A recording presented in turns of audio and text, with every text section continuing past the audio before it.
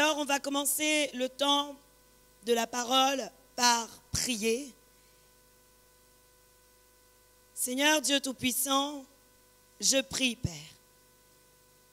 Je prie, Seigneur, que tu nous donnes un esprit, grand Dieu, de sagesse et un esprit de révélation ce matin. Je prie, Père, que tu illumines les yeux de nos cœurs, afin, grand Dieu, grand roi, que nous puissions comprendre quelle est l'espérance qui est attachée à ton appel. Et que nous puissions, Père très saint, voir l'infini de ta grandeur. Dans le puissant nom de Jésus-Christ, j'ai ainsi prié. Toute la gloire est pour toi, Seigneur. Tout l'honneur est pour toi, Père. Et toute la puissance est pour toi, pour les siècles des siècles. Amen. Gloire à Dieu. On acclame le Seigneur pour sa présence au milieu de nous. Dieu est infiniment grand. Amen. Et ce matin, Église, l'intitulé de mon message et le message que je veux vous partager sera effectivement sur la grandeur de Dieu. Et l'intitulé de mon message est « Il est bon de se confier en l'Éternel, car il est grand, au-dessus de toute puissance et de toute autorité. » Amen. Gloire à Dieu. Pourquoi ce message? Parce que je crois vraiment que le peuple de Dieu a besoin de connaître la grandeur de son Dieu afin de ne pas abandonner dans les moments difficiles. Amen. Parce qu'il y aura des moments difficiles, il y a des moments difficiles, il y a des moments d'adversité. Et c'est comme cela, même si nous sommes enfants de Dieu, même si nous sommes chrétiens, même si nous faisons partie du royaume des cieux, nous aurons des moments difficiles. Et le psalmiste du psaume 46 savait qui était Dieu, il connaissait son infinie grandeur, et il avait la capacité de dire, selon le psaume 46, le verset 2, il avait la capacité de dire, Dieu est pour nous un refuge, un appui, un secours qui ne manque jamais dans la détresse. Amen. Lui, il savait qui était Dieu, et alors il disait, Dieu est pour nous un refuge, un appui, un secours qui ne manque jamais dans la détresse. Et il dit dans le verset 3, c'est pourquoi nous sommes sans crainte quand la terre est bouleversée et quand les montagnes chancellent au cœur des mers. Quand les flots de la mer mugissent, écument, se soulèvent jusqu'à faire trembler les montagnes. Amen. Qu'est-ce que les psalmistes disaient? Ils disaient, moi je sais que Dieu est pour moi un refuge, il est un appui, un secours qui ne manque jamais dans la détresse. Amen. Et nous tous ici présents, Église, afin de pouvoir tenir dans l'adversité, afin d'avoir cette même assurance qu'ils avaient dans le psaume 46, il est impératif que nous puissions connaître la supériorité de Dieu sur toute chose et sur quiconque. Amen. Parce que si nous ne connaissons pas cette supériorité, malheureusement, parfois, nos pensées, notre cœur, les circonstances risquent de nous déstabiliser. Amen. Gloire à Dieu. Alors aujourd'hui, le premier point que j'aimerais développer avec vous est que notre Dieu est au-dessus de tout. Amen. Regarde ton voisin maintenant et dis-lui, Dieu est grand. Je ne vous ai pas assez entendu. Alors redites-lui encore, Dieu est grand. Amen. Gloire à Dieu. Si vous n'êtes pas encore convaincu, je crois qu'après ce temps, vous allez être convaincus de la grandeur de Dieu et de la supériorité de Dieu sur toute chose. Amen. La Bible nous dit, Église, dans Jérémie 10, à partir du verset 10. « 」 « 」 « 」 « 」 « 」 « 」 « 」 « 」 « 」 « 」 « 」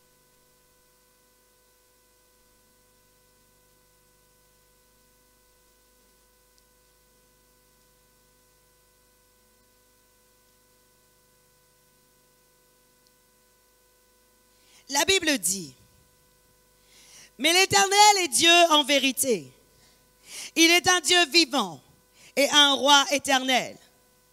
La terre tremble devant sa colère et les nations ne supportent pas sa fureur. Vous leur parlerez ainsi: les dieux qui n'ont point fait les cieux et la terre disparaîtront de la terre et de dessous les cieux. Il a créé la terre par sa puissance, il a fondé le monde par sa sagesse, il a étendu les cieux par son intelligence, à sa voix, les eaux mugissent dans les cieux. Il fait monter les nuages des extrémités de la terre, il produit les éclairs et la pluie, il tire le vent de ses trésors. Tout homme devient stupide par sa science, tout orfèvre est honteux de son image taillée, car ses idoles ne sont que mensonges. Il n'y a point en elles de souffle, elles sont une chose de néant, une œuvre de tromperie, elles périront quand viendra le châtiment. Et le verset 16 nous dit: celui qui est la part de Jacob n'est pas comme elle, comme ses idoles, car c'est lui qui a tout formé, et Israël est la tribu de son héritage. L'Éternel des armées est son nom. Amen. Église, j'aimerais que tu regardes un moment ton voisin et tu lui dis: l'Éternel des armées est son nom.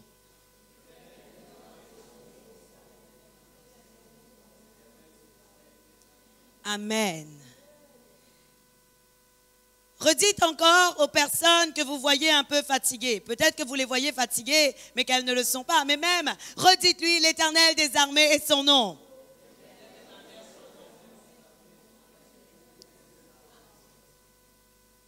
Dites maintenant aux personnes que vous savez, parce que vous les connaissez, que vous savez qu'ils passent par une situation difficile. Dites-leur: l'Éternel des armées est son nom. Et oui, l'Éternel des armées est son nom. Amen. Amen. Gloire à Dieu. Alors la Bible nous dit, Église, que personne n'est plus grand que lui. Il est celui qui a tout créé. Il a tout créé par sa main puissante et personne ne peut le vaincre parce qu'il s'appelle l'Éternel des armées. Alors aujourd'hui, Église, nous devons connaître et nous devons avoir la certitude que notre Dieu est au-dessus de toute puissance. Il est au-dessus de toute autorité et il est au-dessus de tout nom. À propos de Jésus-Christ, la Bible nous dit dans Éphésiens 1er, le verset 21, voici ce que la parole de Dieu nous dit.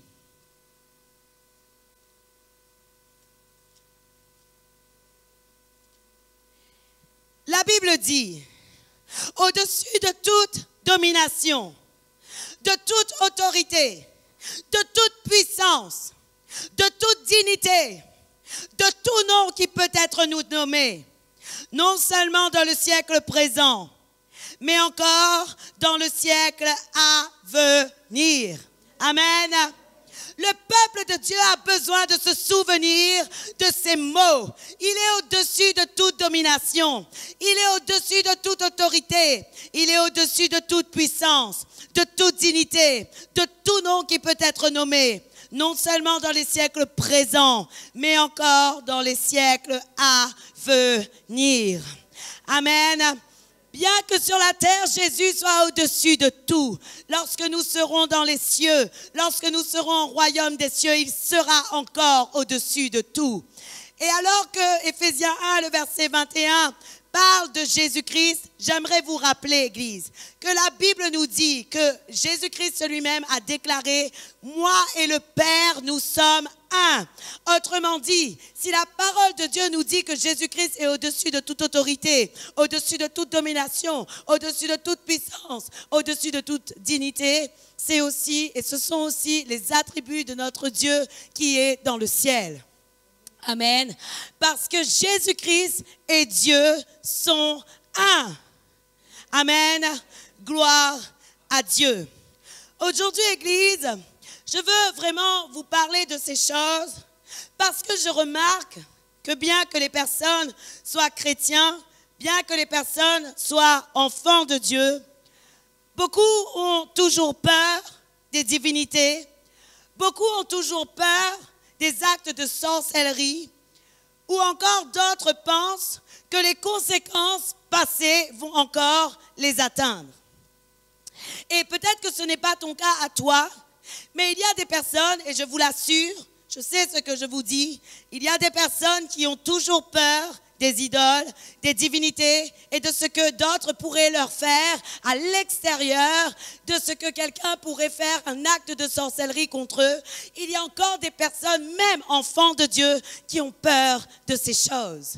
Mais j'aimerais vous dire aujourd'hui, sachez-le, Église, si vous êtes en Jésus-Christ, si votre vie appartient à Jésus-Christ, vous devez le connaître. Votre vie est cachée avec Christ en Dieu. Et la présence glorieuse de Dieu dans votre vie suffit à terrasser toutes les manœuvres du diable qui sont faites contre vous. Et nous avons besoin de le savoir, nous avons besoin d'en être déterminés, nous avons besoin d'en être conscients et nous avons besoin de ne plus en avoir peur. Parce que beaucoup de personnes, supposons que demain, tu veux prier au nom de Jésus-Christ pour une personne qui est en prise d'un démon et que ce démon te dit, si par exemple tu prends autorité sur moi, je suis celui qui va venir poursuivre ta famille. Auras-tu peur de lui ou est-ce que tu seras celui qui va continuer à prendre autorité et lui dire maintenant tais-toi, je sais que tu ne pourras rien faire parce que j'appartiens à Jésus.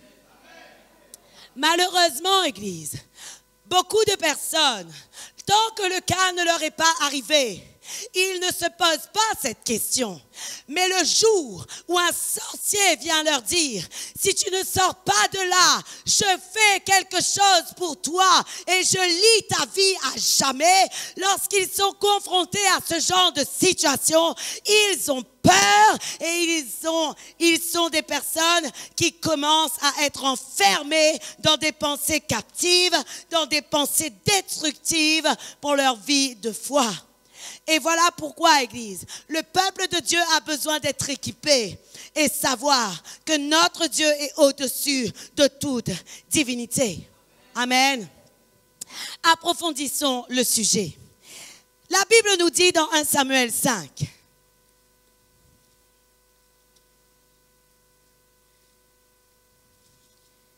« 1 Samuel 5, à partir du verset 1er.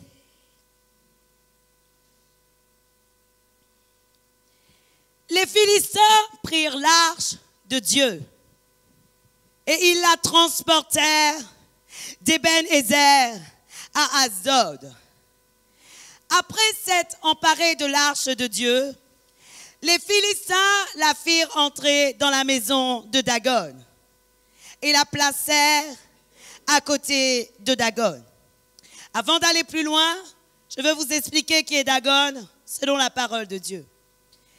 Dagon était un dieu, une divinité philistine qui avait été créée par les Philistins et qui était une divinité pour la fertilité.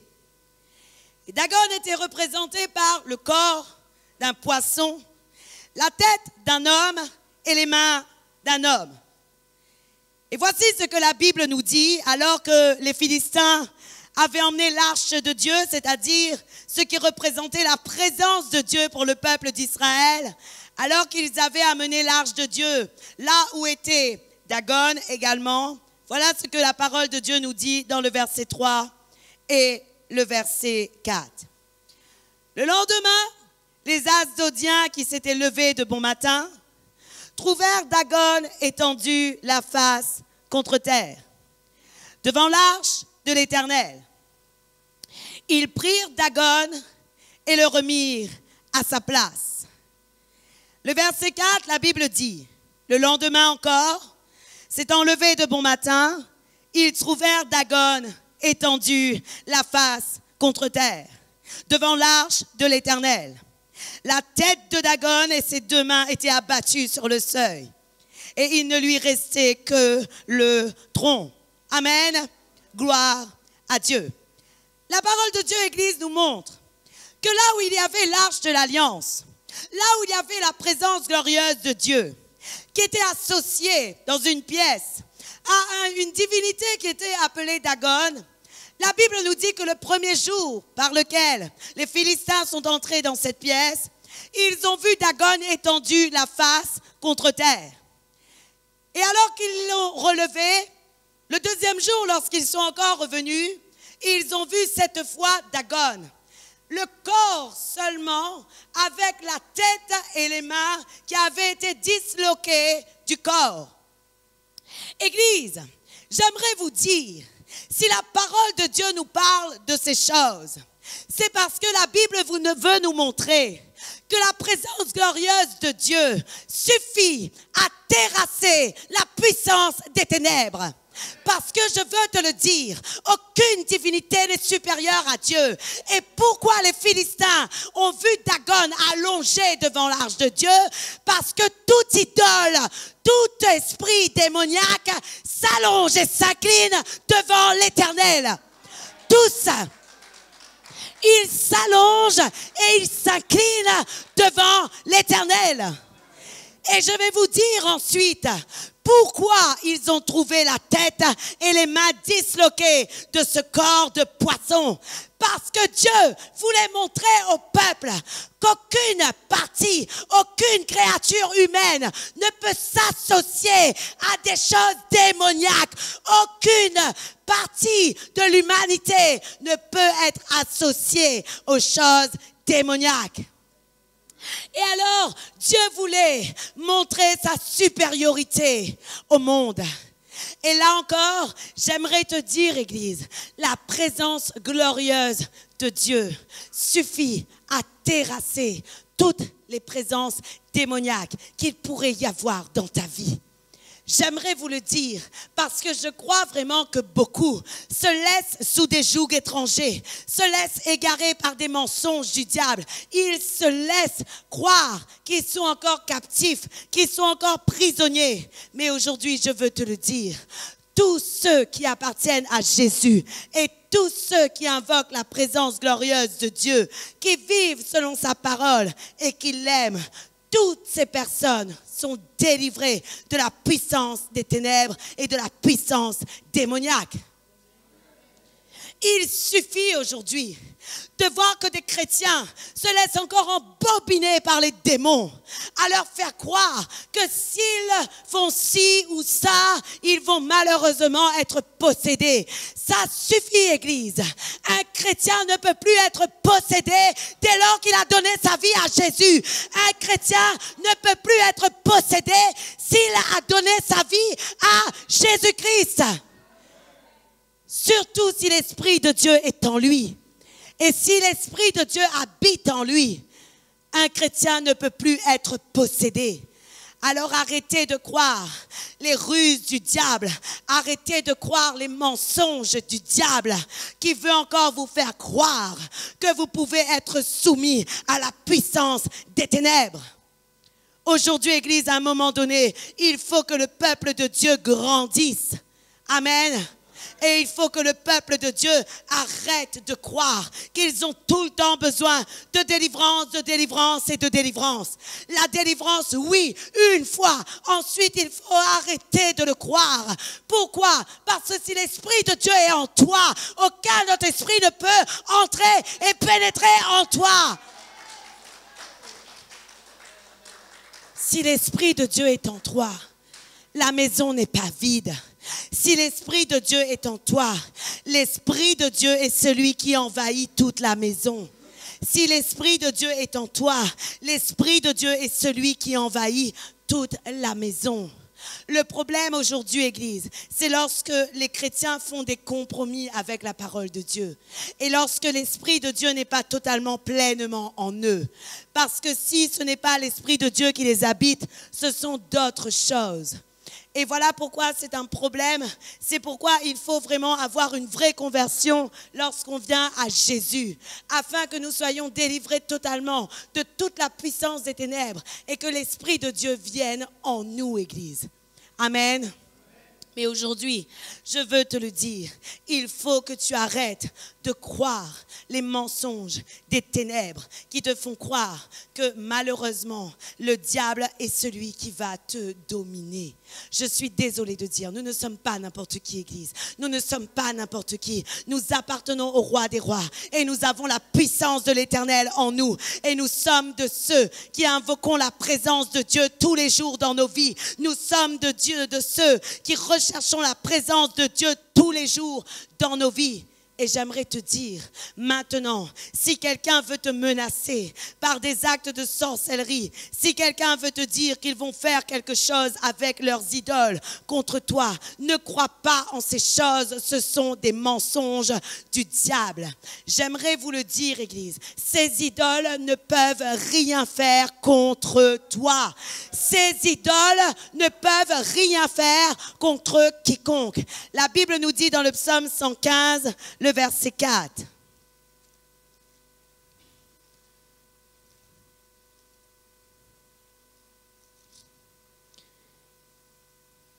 Écoutez ce que la parole de Dieu nous dit par rapport à ces idoles. Ce matin, je veux fermer toutes les portes d'accès possibles à l'ennemi, surtout dans les pensées de l'homme. Parce que l'homme se laisse toujours mentir.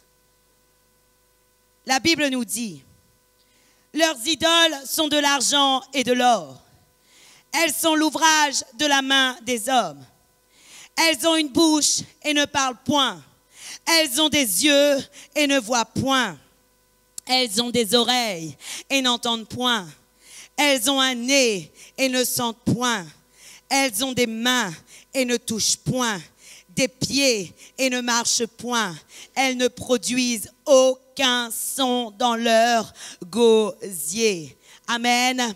Église, la parole de Dieu est claire et la Bible nous dit que ces idoles, ce ne sont que de l'argent et de l'or, ce ne sont que de l'ouvrage fait de la main des hommes. Ils ont une bouche, oui, mais ils ne peuvent pas parler. Ils ont des yeux, oui, mais ils ne peuvent pas voir. Ils ont des oreilles, oui, mais ils ne peuvent pas entendre. Ils ont un nez, oui, mais ils ne peuvent pas sentir. Autrement dit, ils ne peuvent rien faire contre toi. Et c'est d'ailleurs ce que le père de Gédéon avait dit. Lorsque Gédéon était allé pour détruire les autels de Baal et que la ville voulait l'attaquer. Savez-vous le père de Gédéon ce qu'il a dit? Joas a dit, si Baal est Dieu, qu'il se défende lui-même. Si Baal est Dieu, qu'il se défende lui-même. Autrement dit, Église, si c'était un Dieu, il aurait eu la possibilité, comme notre Dieu, d'agir avec puissance et de se défendre lui-même. Mais comme toutes ces idoles ne sont pas des dieux, comme toutes ces choses ne sont pas des dieux, ils ne peuvent rien faire contre toi. Et ils ne peuvent plus rien faire contre ta vie. Amen. Gloire à Dieu. À la différence de notre Dieu, Église, toutes ces choses ne peuvent pas atteindre le peuple de Dieu. Et savez-vous pourquoi? Parce que nous sommes cachés réellement en Jésus-Christ. Notre Dieu est tellement grand et notre Dieu est tellement puissant, Église, que notre Dieu, lui, par rapport à ses idoles, par rapport à toutes ces choses, il est capable de faire descendre le feu du ciel sans que l'on ait à lever notre petit doigt. Amen. Savez-vous, Église, que notre Dieu est celui qui est capable de faire pleuvoir du ciel le soufre de feu. Il est capable de faire descendre le feu. Il est capable de faire descendre le soufre. Il est capable de faire lever la tempête. Il est capable de tout faire alors que toutes ces choses ne peuvent rien faire contre toi. Et c'est ça la différence. Mais nous, parfois, nous sommes des enfants de Dieu soumis vraiment encore à la puissance démoniaque. Nous avons peur, nous tremblons. Mais maintenant, il faut arrêter de trembler et il faut le chasser. La Bible dit résistez au diable et il fuira loin de vous. Nous ne sommes pas des moins que rien, mais nous sommes des enfants de Dieu. Et puisque nous sommes des enfants de Dieu, la Bible dit que nous avons reçu un esprit d'adoption. Et cet esprit d'adoption nous permet de crier « Abba, Père ». Et vous savez, Église, la Bible dit que nous n'avons pas reçu un esprit de crainte, ou plutôt nous n'avons pas reçu un esprit de peur pour être encore dans la crainte. Mais nous avons reçu un esprit d'adoption, Église. Et le problème est que souvent, les enfants de Dieu sont encore dans la crainte. Les enfants de Dieu sont encore dans la peur. Mais arrêtez, Église, c'est sûr que l'ennemi va essayer de vous déstabiliser. Mais il va essayer. Il va rugir une fois. Et lorsque tu vas rugir plus fort que lui, il miaulera. Lorsque tu vas rugir plus fort que lui, il miaulera. Parce que le diable est déjà vaincu. Parce que Jésus-Christ est venu pour détruire toute la puissance du diable. Et parce que nous avons le grand Dieu. Parce que nous avons le roi des rois. Parce que nous avons le Seigneur des seigneurs. Et parce que nous avons celui qui s'appelle l'Éternel des armées. Et que nous avons le Dieu tout-puissant. Nous n'avons plus besoin de craindre toutes ces choses. Surtout, Église, si nous sommes unis à Jésus-Christ. Aujourd'hui, si vous connaissez votre position, n'ayez plus peur de ceux qui vous font des menaces de sorcellerie. N'ayez plus peur de ceux qui commencent à vous dire « Mais si tu fais ça, voilà les conséquences qui tomberont sur ta famille. » Il n'y aura rien. Rien ne va se passer, rien. Parce que ta vie est cachée avec Jésus, ta famille est cachée avec Jésus et tu dois continuer à prier pour eux parce que c'est le sang précieux de Jésus-Christ qui coule sur toi et sur ta famille. Alors arrête d'avoir peur de ceux qui te font des menaces. Ils peuvent faire des menaces s'ils veulent, mais ça ne t'atteindra pas. Arrête de croire ces choses. Pourquoi? Parce que l'Éternel est celui qui se tient face à tous tes ennemis. Amen. J'aimerais vous dire, Église, que Jésus-Christ avait effectivement déclaré que nous allons passer par des tribulations. Mais Jésus-Christ avait dit aussi, mais soyez sans crainte, parce que j'ai vaincu le monde. Amen. N'est-il pas vrai que Jésus avait dit aux apôtres, vous allez, oui, passer par des tribulations, mais soyez sans crainte, j'ai vaincu le monde. Ce qui veut dire, Église, qu'aujourd'hui, nous ne devons plus avoir peur parce que nous sommes protégés. Amen. Le Proverbe 29, le verset 25, la Bible nous dit, la crainte des hommes tend un piège, mais celui qui se confie en l'Éternel est protégé. Amen. Alors regarde ton voisin et dis-lui, je suis protégé. Amen. Regardez encore un peu tout le monde et dites-leur, je suis protégé. Dites-le, dites-le. Je suis protégé. Je suis protégé. Amen. La Bible dit, celui qui se confie en l'Éternel est protégé. En qui nous nous confions, Église? En l'Éternel? Oui ou non? Ce qui veut dire, Église, qu'aujourd'hui, nous sommes protégés. Et d'ailleurs, c'est ce que Dieu avait dit dans le psaume 91, le verset 4. Voici ce que le Seigneur avait dit. Il dit, il te couvrira de ses plumes et tu trouveras un refuge sous ses ailes.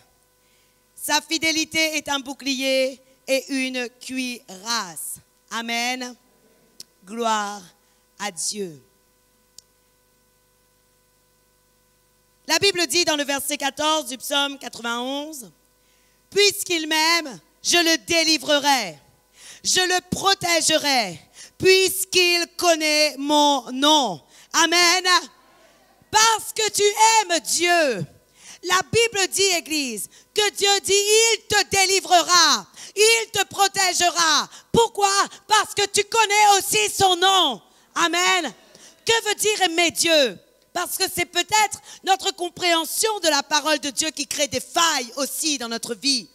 Lorsque Dieu dit « puisqu'il m'aime », cela signifie quoi? Puisqu'il m'aime sous-entend, puisqu'il garde ma parole, puisqu'il met ma parole en pratique, puisqu'il garde mes commandements, alors je le protégerai. Ce qui veut dire, Église, que si tu es de ceux qui gardent la parole de Dieu, qui met la parole en pratique, qui cherchent à faire tout ce que le Seigneur te dit, bien que tu ne sois pas parfait, mais tu cherches à faire tout ce qu'il te dit, tu prouves à Dieu ainsi que tu l'aimes. Et parce que tu prouves à Dieu ainsi que tu l'aimes, la Bible dit que Dieu lui-même dit, parce que cet homme m'aime, parce que Daisy me montre qu'elle m'aime, parce que Jean-Claude me montre qu'il m'aime, parce que Daniel me montre qu'il m'aime, parce que Muriel me montre qu'elle m'aime, je la protégerai parce qu'elle connaît mon nom. Amen. Et voilà ce que le Seigneur dit de nous. Lorsque Dieu voit que tu es en train de chercher à mettre en pratique sa parole. Je dis en train de chercher parce que parfois, nous-mêmes, nous bloquons l'amour de Dieu pour nos vies. Vrai ou faux? Nous sommes de ceux où nous cherchons à mettre la parole de Dieu en pratique. Mais comme nous n'arrivons pas, nous bloquons nous-mêmes l'amour de Dieu dans nos vies. Oh, Dieu ne m'aime pas parce que vraiment je n'ai pas réussi à mettre toutes ces choses en pratique. Mais Église, continue à chercher à le faire. Continue à chercher à le faire. Continue à chercher à plaire à Dieu. Continue à être parfait, à chercher à être parfait. Continue à chercher à être saint.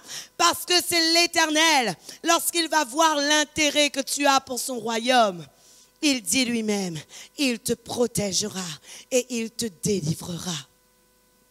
Aujourd'hui, je veux vous le dire, cherchez toujours à plaire au cœur de Dieu parce qu'il y a un intérêt pour vous. Vous montrez à Dieu que vous l'aimez et parce que vous montrez à Dieu que vous l'aimez, il vous délivre et il vous protège parce que vous cherchez et vous le connaissez.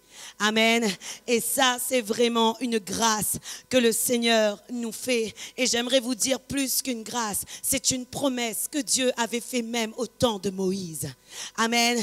Et cette promesse, elle ne s'éloignera pas de nos vies. Cette promesse sera toujours la même. J'aimerais vous dire, Église, Dieu n'est pas un homme pour mentir, ni un fils d'homme pour se repentir. Ce qu'il a dit, ce qui est écrit, ce qui est gravé, il l'accomplit toujours. Ce qu'il a dit, ce qui est écrit et ce qui est gravé, il le fait toujours. Amen. Et voici ce que Dieu avait dit à Moïse dans Exode 23, le verset 20, pardon.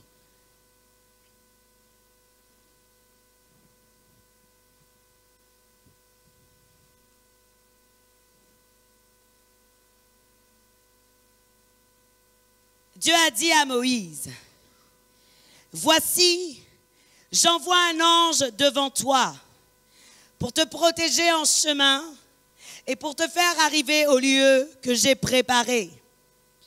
Tiens-toi sur tes gardes en sa présence et écoute sa voix.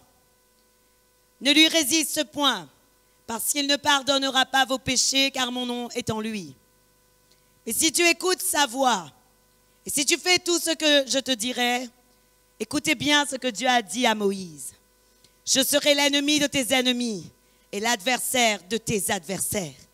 Et le verset 23, Dieu dit, mon ange marchera devant toi et te conduira chez les Amoréens, les Hétiens, les Phéréziens, les Cananéens, les Éviens, les Jébusiens, et je les exterminerai. J'aimerais vous dire, Église, pourquoi je n'ai pas peur du monde, pourquoi je n'ai peur de quiconque, pourquoi je n'ai pas peur d'un possédé, pourquoi je n'ai pas peur d'un démoniaque. Parce que Dieu a dit, je serai l'ennemi de tes ennemis et je serai l'adversaire de tes adversaires. Voilà pourquoi je n'ai pas peur. Voilà pourquoi je n'ai pas peur. Parce que Dieu a dit, je serai l'ennemi de tes ennemis et l'adversaire de tes adversaires. Amen. Et cette promesse, elle est aussi pour nous, Église.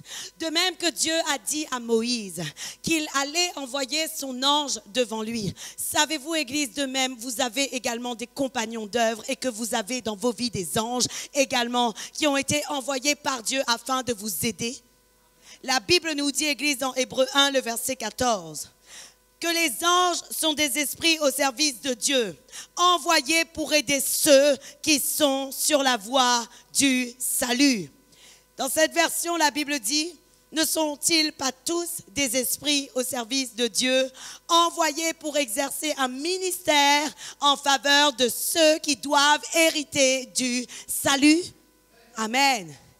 Alors, Église, de même que Dieu avait dit à Moïse, j'enverrai mon ange avec toi, je te le dis aujourd'hui, il y a des anges qui sont autour de toi et il y a des anges qui sont envoyés pour te protéger. Il y en a qui sont envoyés pour te protéger. Et plus la difficulté est grande, et plus l'ange sera fort.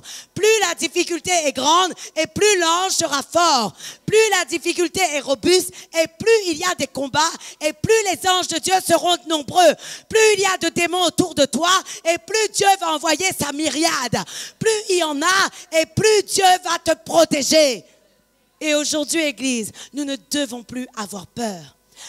Mais j'aimerais vous dire, ce n'est pas parce qu'ils sont nos compagnons d'œuvre que nous devons les prier.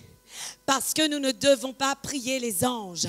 Celui qui envoie l'ange et celui qui envoie les anges, c'est le Seigneur.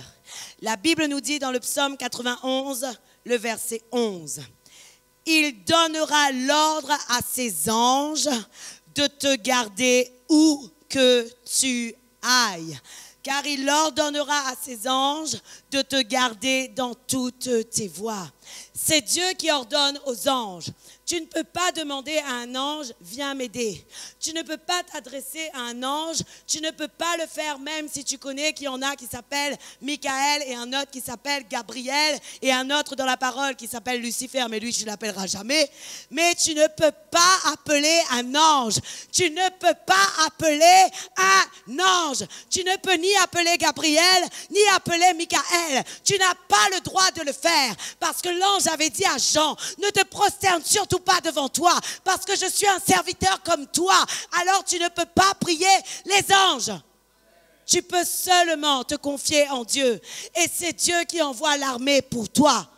Parce que tu te seras confié en Dieu. Dieu enverra son armée pour te sauver. Parce que Dieu voit du haut de son trône. Il connaît tout ce qui se passe dans nos vies, Église. Dieu sait tout ce qui se passe.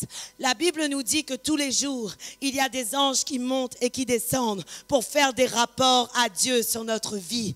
Et j'aimerais vous dire, Église, toutes les difficultés par lesquelles tu passes, Dieu les connaît.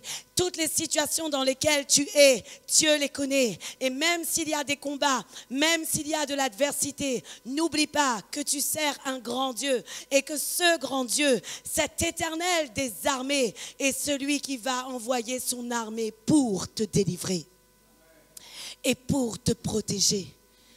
Je veux vous le dire aujourd'hui, Église, parce que je suis fatiguée de voir des chrétiens qui ont peur. Je suis fatiguée et je suis triste de voir des chrétiens qui sont dans la crainte.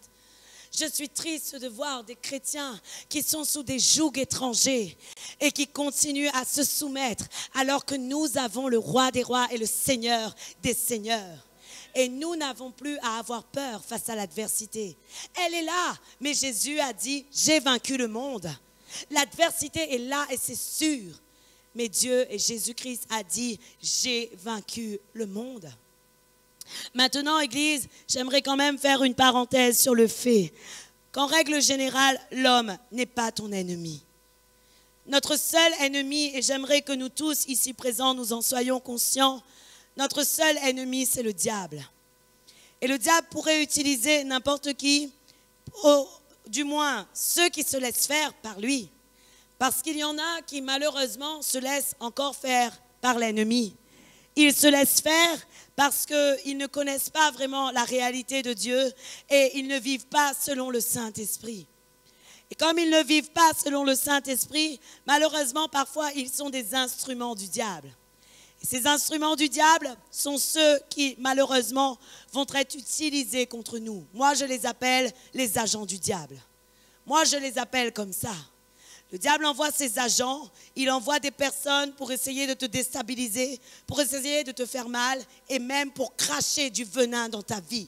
Parce que lorsque quelqu'un te dit quelque chose qui ne glorifie pas Dieu ou lorsque quelqu'un te dit quelque chose contre quelqu'un d'autre, c'est du venin qu'il injecte dans ta vie. C'est du venin mortel qu'il est en train d'injecter dans ta vie. Et qu'est-ce qui va se produire? Dans le spirituel, tu peux être infecté. Et à cause de cette infection, tu peux ne plus avancer. Voilà pourquoi, Église, nous ne devons pas écouter tout ce qui se dit. Nous ne devons pas écouter toutes les paroles qui ne sont pas justes, les paroles qui ne sont pas honorables, les paroles qui ne sont pas dignes d'approbation et dignes de louange. Savez-vous, Église, lorsque Dieu te met en garde contre quelqu'un, jamais il te dira « c'est un chien, c'est un menteur, c'est un hypocrite ». Jamais il ne te dira pas ces choses. Parce que ces mots ne peuvent pas sortir de la bouche de l'Esprit Saint. Quand je dis ça, des mots encore plus violents que cela, mais comme je ne peux pas dire, je vous dis simplement des mots basiques. Mais vous comprenez ce que je veux dire. Jamais Dieu n'insultera une personne. Jamais Dieu ne l'insultera. Jamais Dieu ne parlera mal d'une personne. Jamais Dieu ne parlera mal de lui. Lorsque Dieu veut te dire de faire attention d'une personne, il te dit simplement, fais attention, veille et regarde seulement son comportement. C'est tout. Et tu sais en toi-même qu'il y a quelque chose dans son cœur qui demande à être travaillé. Mais jamais Dieu ne va te dire quelque chose de mauvais sur cette personne ou quelque chose qui le rabaisse. Parce que Dieu est celui qui est capable de changer même celui qui est encore dans le néant et celui qui n'a pas totalement donné sa vie au Seigneur. J'aimerais vous le dire aujourd'hui, parce que lorsque vous recevez des informations mauvaises sur les uns ou sur les autres, c'est pour vous détruire. C'est seulement pour détruire votre foi. C'est seulement pour vous déstabiliser. Regardez vous-même. N'est-il pas vrai que lorsque vous recevez une mauvaise information, vous êtes choqué et gêné entre vous et vous êtes troublé en vous-même et vous ne savez plus où vous poser? Oui ou non? N'est-il pas vrai que c'est comme cela? Depuis quand Dieu t'enlève ta paix? Depuis quand Dieu t'enlève ta paix? Depuis quand Dieu t'enlève ta paix si tu cherches à faire tout conformément à sa parole et si tu te tiens sur tes gardes? Depuis quand? Je vous pose cette question parce que le Seigneur est celui qui veut qu'on garde notre paix dans notre cœur. Toutes les fois où Dieu m'a dit attention, toutes les fois où Dieu m'a dit sois vigilante avec une personne, Dieu m'a toujours dit prie pour lui, sois vigilante, parce que s'il change son cœur, il peut être un instrument de gloire pour mon royaume. Dieu m'a toujours parlé de cette manière, même quand il me disait fais attention. Même lorsque Dieu me dit fais attention à une personne, Dieu me dit toujours n'oublie pas qu'il m'appartient et que je suis celui qui est capable de changer son cœur. N'oublie pas. C'est comme Judas, Église. Judas avait la possibilité de changer. Judas n'a pas choisi de changer, mais Judas avait quand même la possibilité de le faire. Oui ou non? Judas n'a pas choisi, mais il avait la possibilité. Voilà pourquoi aujourd'hui, lorsque vous allez combattre dans la prière, lorsque vous allez combattre contre vos ennemis dans la prière et dans le jeûne, ne combattez pas contre l'homme, combattez contre le diable. Lorsque vous allez combattre dans la prière, lorsque vous allez combattre dans le jeûne, ne combattez pas contre l'homme, mais combattez contre le diable.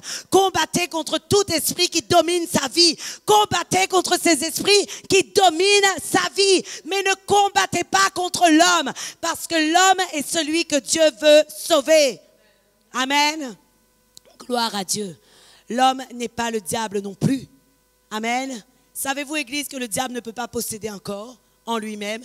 Il va envoyer des esprits impurs. Mais si lui-même, il possède un corps, malheureusement, comme il n'est pas omniprésent, omnipotent et omniscient, il sera prisonnier de ce corps. Voilà pourquoi lui-même, il ne peut pas posséder un corps. Et ce qui veut dire, Église, que l'homme n'est pas le diable. Et donc nous-mêmes, lorsque nous prions pour nos ennemis, prions contre la puissance démoniaque qui agit dans sa vie, mais ne prions pas contre lui-même. Bénissons-le. Voilà pourquoi Dieu a dit, bénissez vos ennemis et ne maudissez point. Autrement dit, bénissez l'homme qui est utilisé par le diable contre vous, mais maudissez la puissance des ténèbres qui agit en lui. Maudissez la puissance des ténèbres qui agit en lui. Par exemple, si c'est un esprit de division, priez et maudissez cet esprit de division. Ordonnez à cet esprit de quitter sa vie au nom de Jésus-Christ. Mais pour lui, bénissez-le. Bénissez-le. Amen. Parce que je suis convaincue que Dieu est capable de changer tout homme. Je suis convaincue que Dieu est capable de faire toutes choses dans les cœurs de l'homme. Je suis convaincue de cela. Je suis convaincue que notre Dieu est capable de changer quiconque veut se laisser changer. Amen. Ça, c'est merveilleux. Alors, qu'est-ce que nous devons faire dans les moments de persécution? Dans les moments de persécution, sachant que le Seigneur va nous délivrer, sachant que le Seigneur envoie son armée, sachant que l'Éternel est celui qui envoie son armée puissante pour nous, nous avons deux choses à faire. La première, nous devons toujours garder les yeux sur Jésus-Christ. Et c'est ce que la Bible nous dit dans Hébreux 12, le verset 2. La Bible dit, ayant les yeux, les regards sur Jésus, le chef, le consommateur de la foi, qui en vue de la joie qui lui était réservée, a souffert à la croix, méprisé l'ignominie et s'est assis à la droite du trône. Amen. La première qu'on a à faire, c'est de regarder à Jésus. Lui-même, il a regardé à la joie qui lui était réservée. Il regardait au royaume, il regardait au salut, il regardait à la gloire qui lui était proche. Et à cause de cela, il n'a pas vu que la souffrance qui était attachée à la croix. Amen.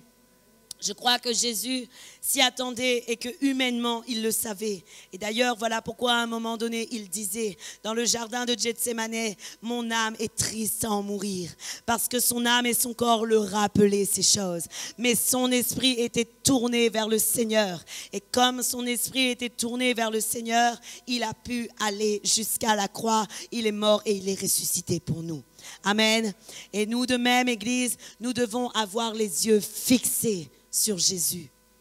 Et j'aimerais vous dire, ordonnez toujours à votre âme d'arrêter de s'abattre, parce que c'est ce que le psalmiste faisait. Il disait à son âme, pourquoi t'as-tu, ô mon âme? Et je veux vous le dire, nous avons malheureusement un adversaire personnel, c'est nous-mêmes. Je vous le dis, notre corps, notre âme, notre être physique, l'homme animal, combat souvent l'homme spirituel. L'homme animal combat souvent l'homme spirituel. Et voilà pourquoi notre être spirituel doit grandir de jour en jour. C'est ce que Paul disait. Paul disait, mon être spirituel grandit de jour en jour. Et nous avons besoin, Église, de faire grandir notre être spirituel et d'ordonner à notre être animal de se soumettre à l'être spirituel que nous pouvons être. Amen. La deuxième chose que nous devons faire, nous devons espérer en l'Éternel. Le psaume 27, le verset 14, la Bible dit, « Espère en l'Éternel, fortifie-toi et que ton cœur s'affermisse, espère en l'Éternel. » Plusieurs choses sont inscrites dans ce verset. La parole de Dieu nous demande, lorsque nous sommes dans les tempêtes, lorsque nous sommes dans les tribulations la parole de Dieu nous dit, espère d'abord, et de l'espérance en l'Éternel.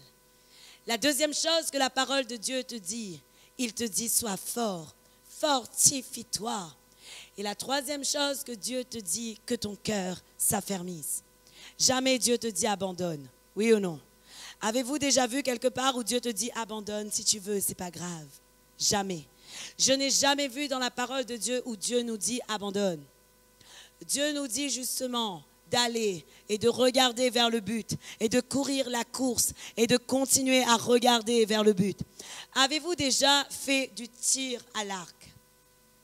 Lorsque vous tirez à l'arc, il y a une cible en face de vous. Et alors, vous avez la flèche dans votre main ainsi que l'arc. Et vous ne regardez ni à droite ni à gauche. Pourquoi? Parce que si vous regardez à droite et à gauche, vous manquez la cible. Mais lorsque vous êtes en train de tirer à l'arc, vous regardez droit devant vous, vous avez la cible et vous tirez et la flèche part là où normalement vous avez visé. Amen. Gloire à Dieu. Ce qui veut dire, Église, que comme le tir à l'arc nous l'enseigne, ou comme ces sports qui nous montre vraiment où nous devons avoir une cible, un but, nous le montre. Nous aussi, Église, dans notre course vers le royaume des cieux, dans notre course avec Jésus-Christ, nous devons toujours regarder au but, à l'objectif qui est le royaume des cieux. Nous devons toujours regarder à la croissance du royaume. Nous devons toujours regarder à l'objectif. Savez-vous, je vais vous donner un secret de ma tenue dans l'œuvre de Dieu. Mon secret est que je ne considère jamais ce que moi je peux avoir, mais je considère toujours la grandeur et la croissance du royaume des cieux. Mon secret pour pouvoir tenir dans l'œuvre de Dieu, c'est que je me dis, mon objectif est de faire avancer le royaume des cieux. Et tant que je ne l'ai pas atteint, je continue. Tant que je n'ai pas atteint, je continue.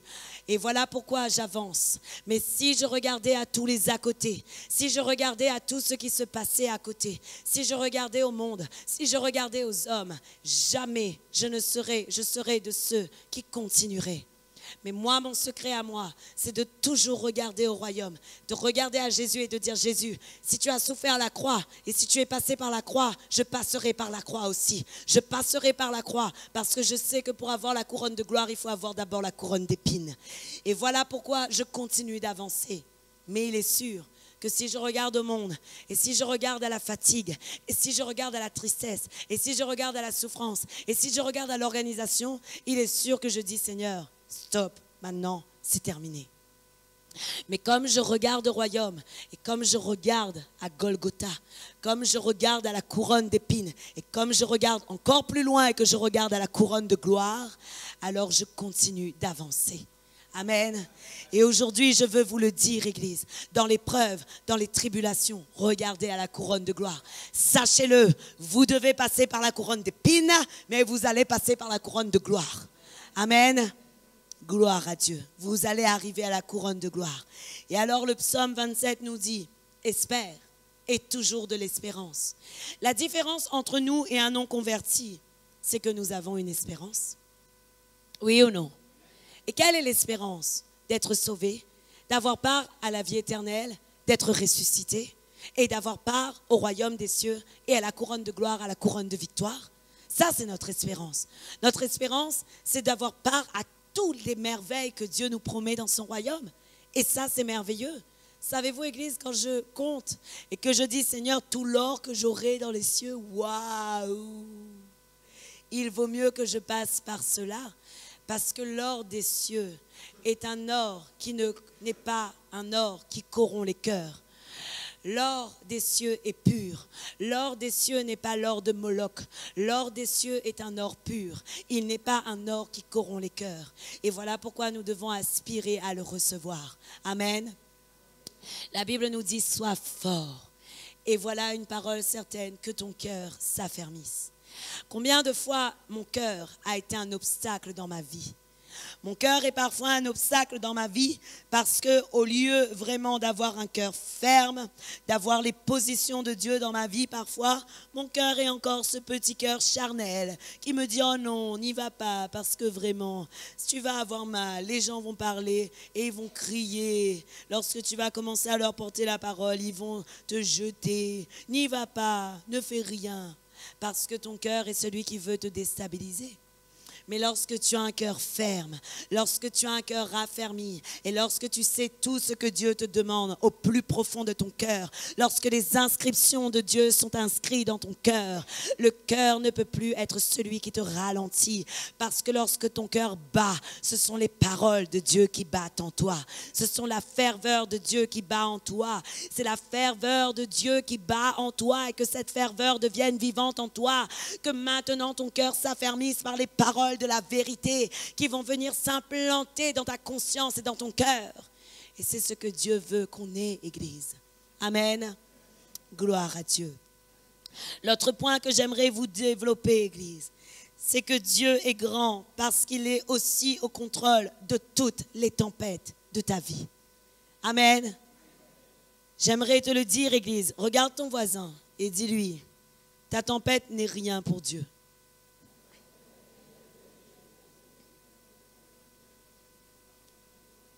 Regardez derrière vous aussi et dites, ta tempête n'est rien pour Dieu.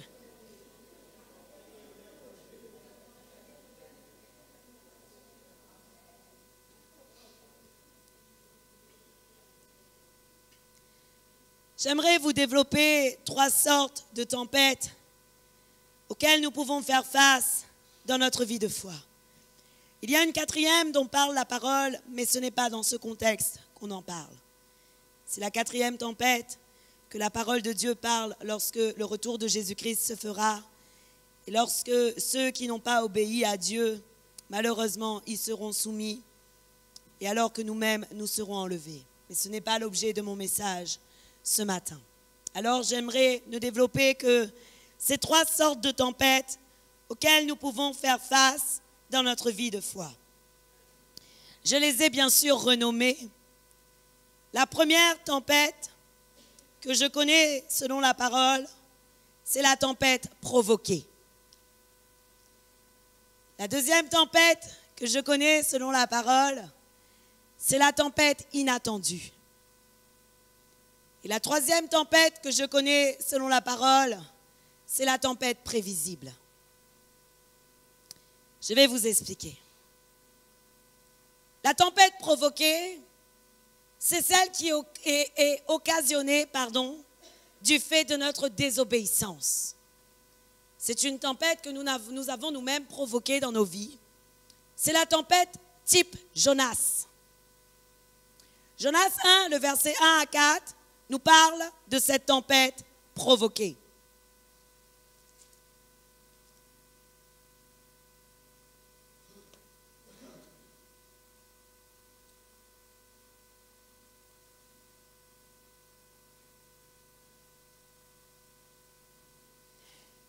La parole de l'Éternel fut adressée à Jonas, fils d'Amittai, en ces mots. Lève-toi, va à Ninive, la grande ville, et crie contre elle, car sa méchanceté est montée jusqu'à moi.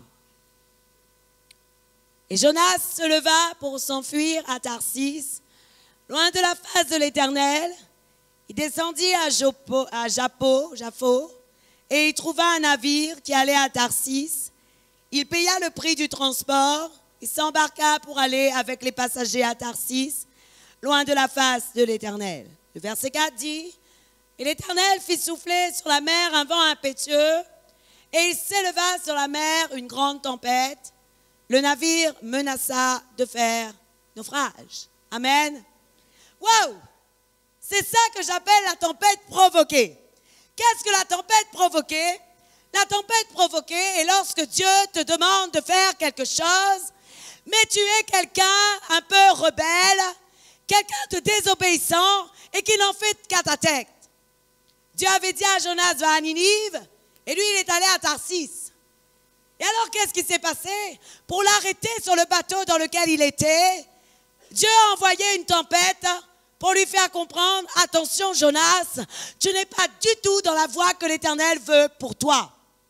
N'est-il pas vrai, Église, que parfois, notre désobéissance provoque la tempête de Dieu dans notre vie? Oui, notre désobéissance parfois provoque la tempête de Dieu dans notre vie. En tout cas, moi, j'ai déjà eu affaire à cette tempête. Et je peux vous le dire, c'est un moment douloureux où Dieu veut que tu comprennes. Ce que tu es en train de faire n'est pas bon. Si tu ne changes pas de vie, alors tu verras la catastrophe totale dans ta famille. Et voilà pourquoi je vous le dis, Église. Parfois, il y a des tempêtes provoquées dans notre vie. Parce que nous sommes désobéissants. Parce que nous n'écoutons pas le Seigneur. Il est celui qui va faire soulever la tempête dans ta vie. Et tout à l'heure, je vous donnerai le remède contre cette tempête, parce qu'il y en a un. Parce que comme Dieu est amour et comme Dieu est grand, il nous donne toujours le remède, même si la tempête est provoquée par nos choix. Et j'aimerais te le dire aujourd'hui, cette tempête provoquée, je veux te dire, tu as les moyens de t'en passer lorsque tu deviendras et lorsque tu seras totalement obéissant à ce que Dieu te demande. Mais malheureusement, tant que tu restes désobéissant, cette tempête provoquée te menace. Cette tempête provoquée te menace, sache-le. Quand tu es dans la désobéissance, sache-le qu'à un moment donné, il y a une menace de tempête qui va commencer à se soulever dans ta vie. C'est lorsque Dieu te dit abandonne tout pour me suivre, lorsque tu as commencé déjà à entendre sa voix, lorsque tu as commencé déjà à venir dans sa présence, lorsque tu as commencé à être là où il veut que tu sois, mais que tu t'en vas, que tu pars et que tu ne fais plus attention à ce qu'il te dit. À ce moment-là, il soulève une tempête dans ta vie et tout ce qui est dans ta vie commence à se disloquer, à se dissiper et tu es tangué dans tous les sens. Tu ne sais plus où aller, tu ne sais plus quoi faire, tu es tangué, tu ne comprends plus et Dieu te parle à ton cœur tous les jours et il te dit reviens à moi dans l'obéissance et tu verras que tout va se calmer. Et cette tempête provoquée, elle existe. Selon la parole de Dieu, la Bible nous parle de cette tempête provoquée selon Jonas 1, le verset 1 à 4. Amen. Et aujourd'hui, le peuple de Dieu doit cesser d'être dans cette tempête provoquée. La deuxième tempête, Église, la tempête que moi j'appelle inattendue, c'est celle qu'a vécue les apôtres. Je dis inattendue pour les apôtres parce que je crois vraiment que les apôtres étaient de ceux qui ont subi l'imprévu et qui ont été surpris par cette tempête.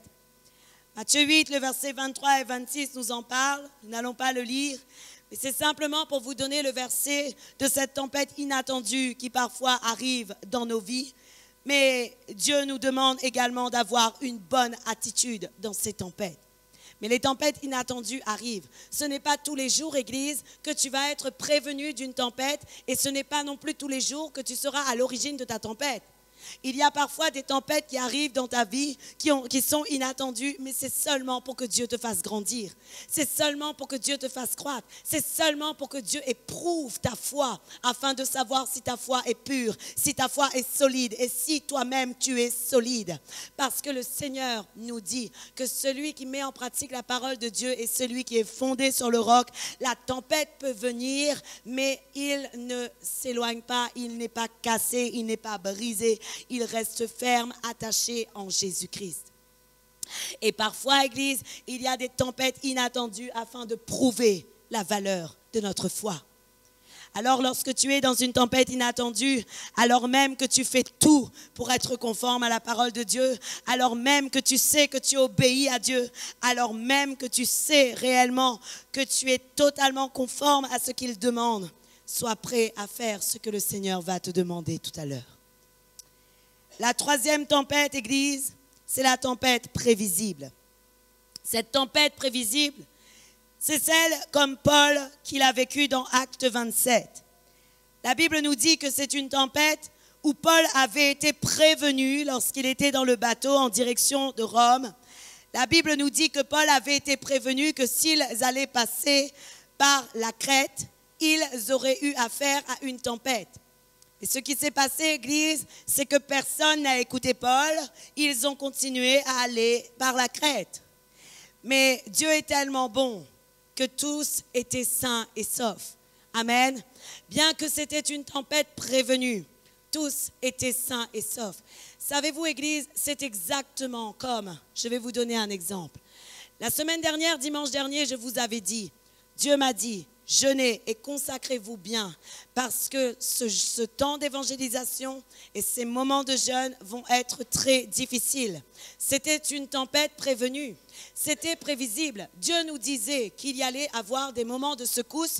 Dieu nous disait de nous préparer et Dieu nous disait de prier. Dieu nous disait d'être ferme et Dieu nous disait de préparer nos cœurs et de faire très attention parce qu'il y allait avoir des moments de secousse. Et il y en a eu. Et Dieu merci, Dieu nous a libérés de cette tempête et nous avons vu vraiment la gloire de Dieu hier. Amen. Et voilà pourquoi, Église, je veux vous le dire qu'il y a parfois des tempêtes prévisibles. Dieu nous prévient. Et alors, dans ces trois catégories de tempêtes, ce que je remarque, Église, c'est que le Seigneur est tellement grand, le Seigneur est tellement bon et qu'il est tellement fidèle que dans les trois catégories de tempêtes, les hommes de Dieu, les humains, les personnes qui étaient à Dieu, ont été délivrés et sont sortis de ces tempêtes sans dommage. Vrai ou faux? Dans le cas de Jonas, Jonas est sorti sans dommage. Oui, il était resté pendant quelque temps dans la bouche, dans le ventre d'une baleine. Et alors, Est-ce qu'il a eu quelque chose pour son corps? Non. Dans le cas de la tempête inattendue, celle des apôtres, ils sont sortis sans dommage.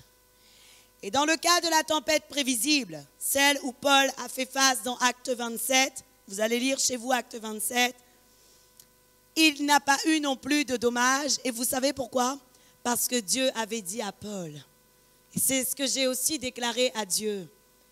Pour vous dire tout, lorsque le Seigneur m'avait dit qu'il y allait avoir une tempête, un moment difficile, j'ai dit à Dieu, Seigneur, tu as dit à Paul, sois sans crainte, il ne vous arrivera rien, car les hommes que tu as là sont à toi.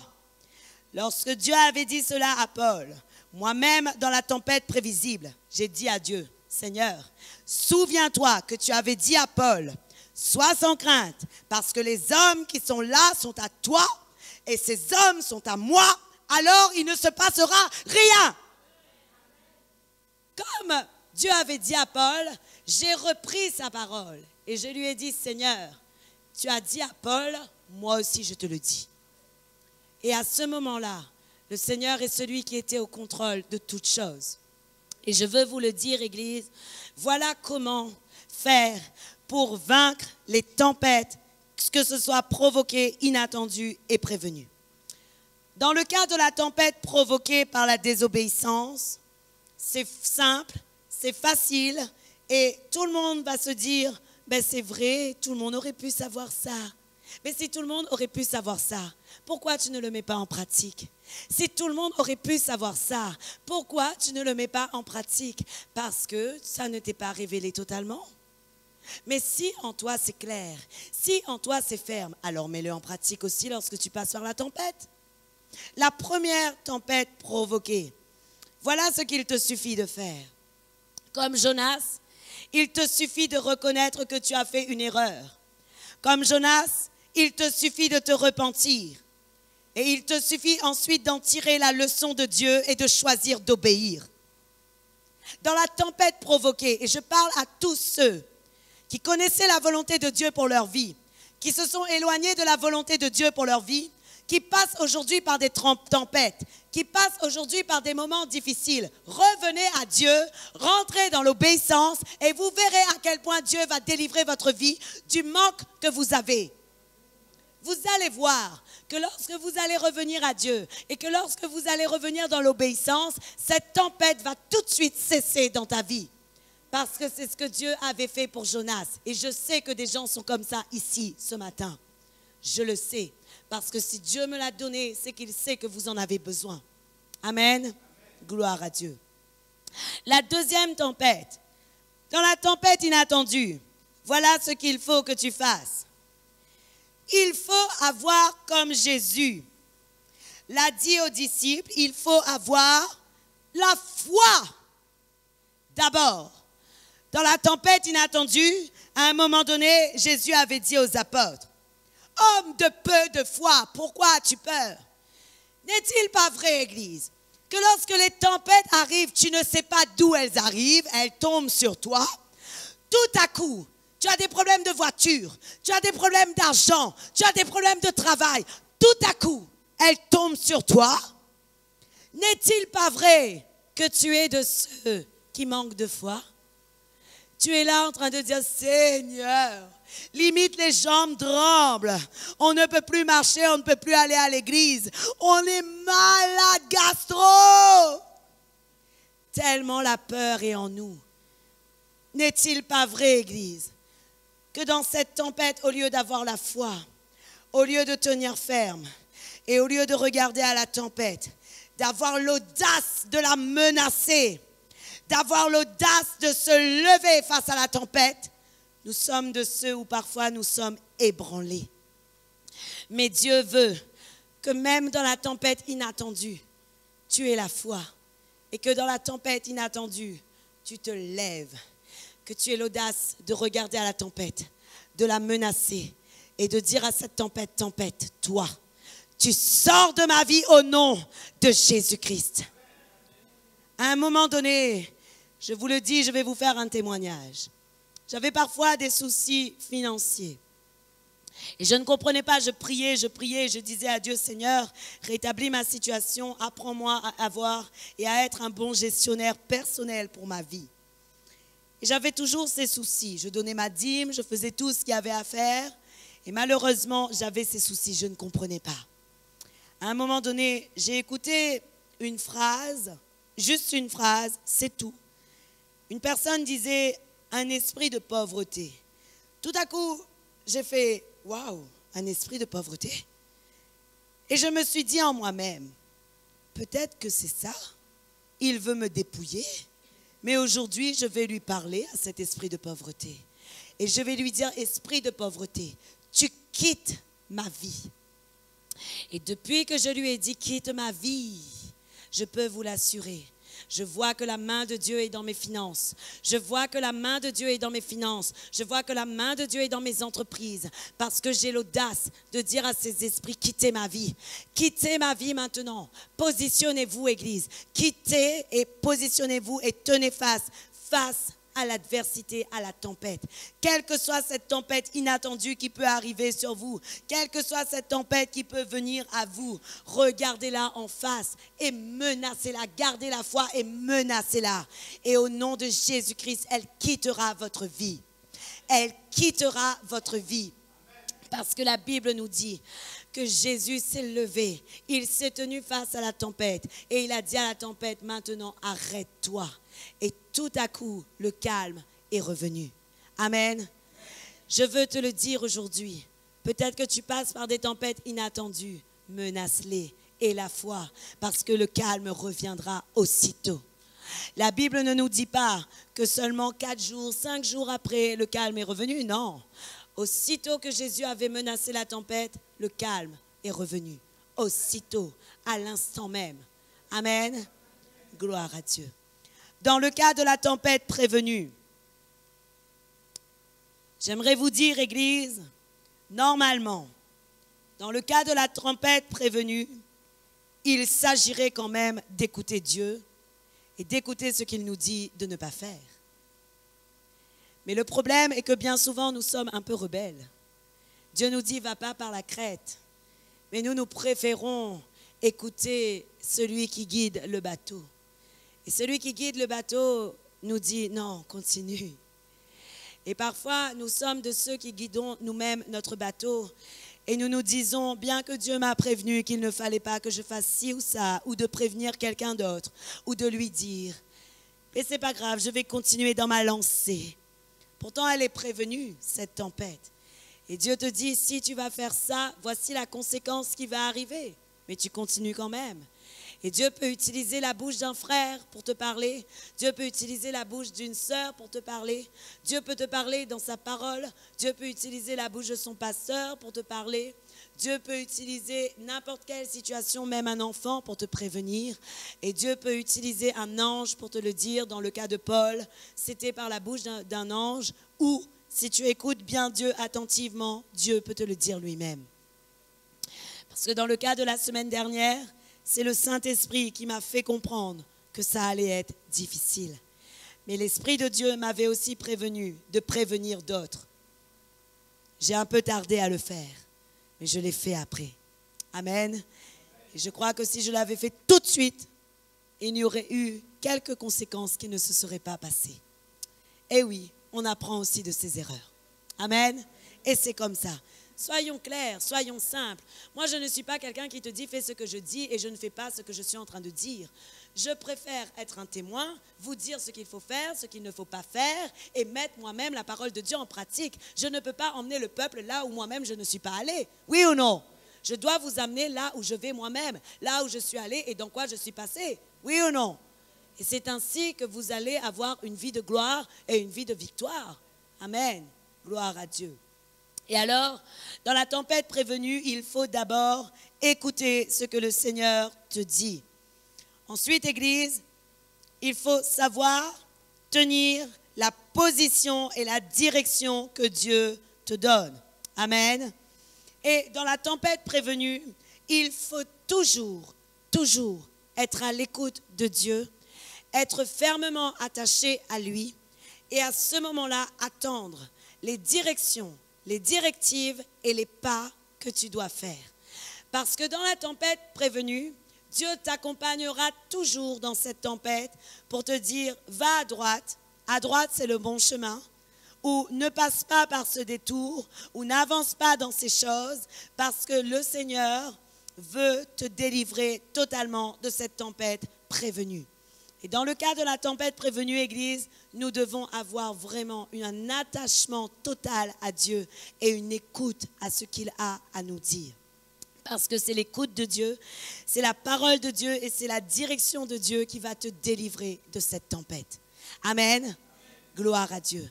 Mais dans les 3 types de tempêtes, le résultat est le même. Si tu prends et si tu adoptes la bonne attitude, tu auras la victoire. Dans les 3 types de tempêtes, si tu adoptes la bonne attitude, tu auras la victoire. Pourquoi? Parce que Dieu est bon, parce que Dieu est grand et Dieu est fidèle. Et la Bible nous dit, Église, que si Dieu est pour nous, qui sera contre nous? Alors aujourd'hui, Église, n'ayez plus peur face à l'ennemi. N'ayez plus peur face à la sorcellerie. N'ayez plus peur de tenir ferme. N'ayez plus peur face aux ennemis de vos vies, aux agents du diable. N'ayez plus peur face à la tempête, mais regardez toujours à l'Éternel, car son désir est de vous protéger et de vous délivrer. Le désir de Dieu, Église, est de vous délivrer et de vous protéger. Aujourd'hui, je vous le dis, nous avons une assurance tout risque, mais plus que les assurances du monde peuvent nous donner. Je ne sais pas décrire ces assurances, mais je sais que l'assurance de Dieu vaut plus que l'assurance du monde. Par rapport à la loi, on est obligé d'en prendre, mais je vous assure que tout enfant de Dieu n'a rien à craindre s'il est avec l'Éternel des armées. Et quel que soit ce que tu dois faire, si c'est la direction que Dieu te demande de prendre, aie confiance en l'Éternel, car il est celui qui agit pour toi. Il est l'adversaire de tes adversaires, il est l'ennemi de tes ennemis, et il disposera toujours toutes choses en ta faveur. Je vous l'assure, Église, je n'ai pas peur d'avancer, parce que je sais que mon Dieu est avec moi, parce que je sais que mon Dieu est à mes côtés.